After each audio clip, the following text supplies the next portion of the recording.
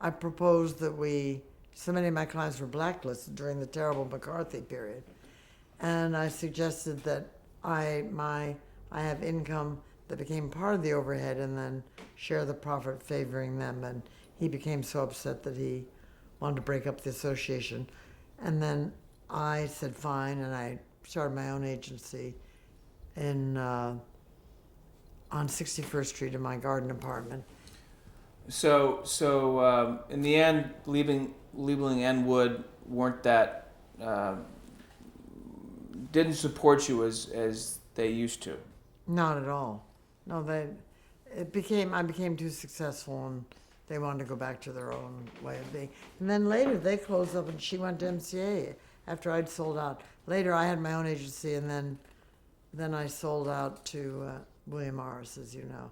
But everybody became so successful, and I was having a hard time. I was having a big love affair at the time, and when I was in California, Fredco was upset in New York, and when I was in New York, I'd worked it out for Martin Manius, to have a big contract with CBS in L.A. And so when I was in Los Angeles with him, when he was doing Playhouse 90, then Fred was upset in New York, and I had all these writers and in Hollywood, and I had these directors, Arthur Penn and John Frankenheimer, And that's during the Priscilla Morgan agency time, Yeah. right?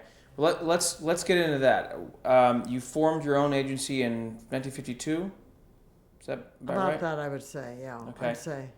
And which clients came with you from Leland Wood? David Shaw for television, Robert Anderson for television. No, I don't think Bob stayed with Audrey.